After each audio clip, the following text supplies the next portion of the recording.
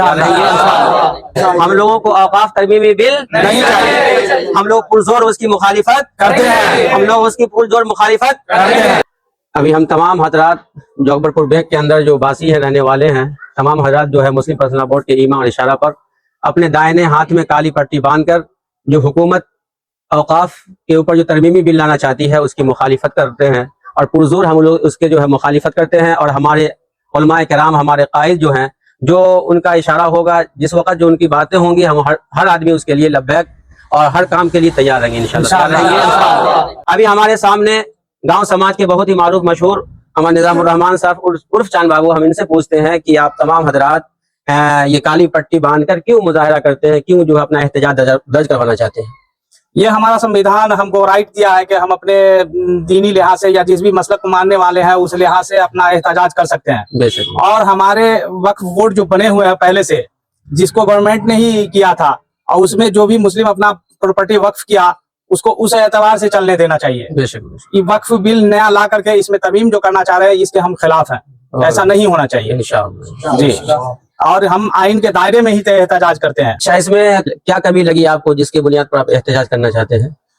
इसमें जो बुनियादी है कि ये हक छीना जा रहा है मुसलमानों का, उसके खिलाफ हम लोग एहतजाज कर रहे हैं। जनाब मास्टर मोहम्मद अयूब साहब जो हमारे बड़े अब्बू, इनसे पूछते हैं कि आप इस बिल के क्या सपोर्ट करते हैं या इसकी मुखालिफत करते हैं? इस बिल की तहे दिल से मुखालफत करते हैं। हम ही नहीं, जितने भी मुसलमान हैं सारे लोग इसके मुखालिफ हैं, इसकी मुखालफत करते हैं।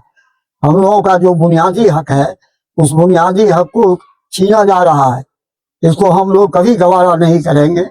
जब तक जिंदा रहेंगे हम लोग इसके खिलाफ एहतजाज करते ही रहेंगे इंशाअल्लाह। मोहसिन भाई, आप जो है वक्त तरमीमी बिल जो हुकूमत पास करना चाहती है, आप इसको किस नजरिया से देखते हैं? कहाँ तक मुस्लिम के हक में ठीक है या गलत है? सबसे पहली बात यह है कि किसी भी कानून में सुधार करने के लिए सरकार किसी अगर कम्युनिटी विशेष के खिलाफ कोई कानून लेके आती है तो उस कम्युनिटी के जो जिम्मेदारान होते हैं उससे उसकी राय लेनी पड़ती है। बिना किसी से राय लिए हुए सरकार ने तरमीमी बिल लाया, और कानून हमें इस चीज का अधिकार देता है कि हम अपने मुल्क में, विशेष रूप से अगर भारतीय परिप्रेक्ष्य में देखा जाए तो हमें ये विशेष अधिकार मिला हुआ संविधान में कि हम अपने देश में अपने कानून के मुताबिक चलें। और भारत का कानून हमें स्वतंत्रता का अधिकार देता है, और उस स्वतंत्रता में ये एक प्रकार का हमारा शोषण है। हमारा धार्मिक स्वतंत्रता, हमारा सामाजिक स्वतंत्रता, हमारे न्याय का स्वतंत्रता, ये तीनों का अधिकार हमें भारतीय संविधान के मूल प्रस्तावना में शामिल है। और ये तीनों अधिकार का एक बिल के तहत हमारा शोषण हो रहा है।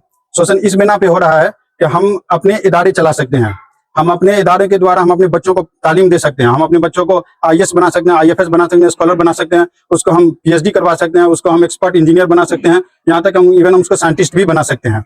लेकिन ये बिल के तहत अगर ये हमारे वक्त में घुस जाएंगे, सरकार का सीधे तौर पे सरकार कुछ बोलना नहीं चाह रही, लेकिन इनडायरेक्ट सरकार का ये मंशा है कि वक्त पे वो काबिज हो जाए।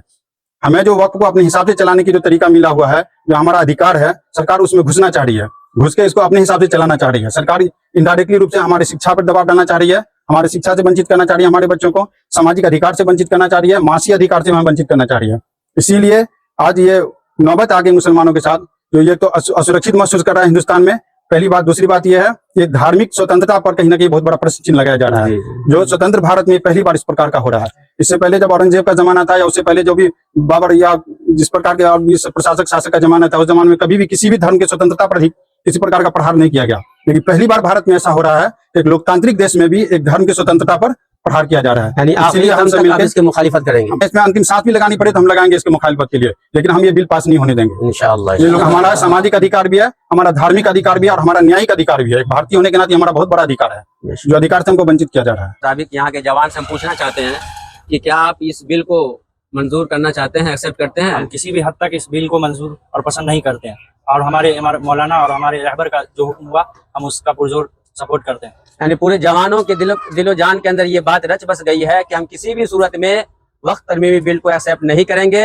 हम आखिरी दम तक इसके लिए लड़ते रहेंगे, और अपने उलमा के और अपने मुस्लिम पर्सनल बोर्ड और दीगर जमात हिंद के जो उलमा है जो हमें रहनुमाई करेंगे, इंशाल्लाह उनकी बात पर हम लब्बैक करेंगे। औकाफ की जो जमीनें होती है वो अल्लाह के कब्जे में चली जाती है, इंसान के इख्तियार से निकल जाती है। इंसान बिल्कुल उसका से मुहाफिज होते हैं, अमीन होते हैं, उसमें खुर्द बुर्द करने की उन्हें इजाजत नहीं होती है। इसलिए जो औकाफ की प्रॉपर्टी होती है इंसान की मिल्कियत में नहीं होती, अल्लाह की मिल्कियत में होती है। इसलिए अल्लाह की मिल्कियत में दी हुई चीजों को इंसान उसको इधर से उधर मुंतकिल नहीं कर सकते हैं। इसलिए किसी भी सूरत में इस बिल को हम मंजूर नहीं करेंगे। शांति पूर्वक के साथ किसी तरह कोई दंगाई फसादी या विवादी बयान नहीं हुआ। अमन और शांति के साथ हम लोगों को औकाफ तरमीमी बिल नहीं चाहिए। हम लोग पुरजोर उसकी मुखालिफत करते हैं। हम लोग उसकी पुरजोर मुखालिफत करते हैं। हम लोग अपने उलमा की बातों पे अमल करते हैं।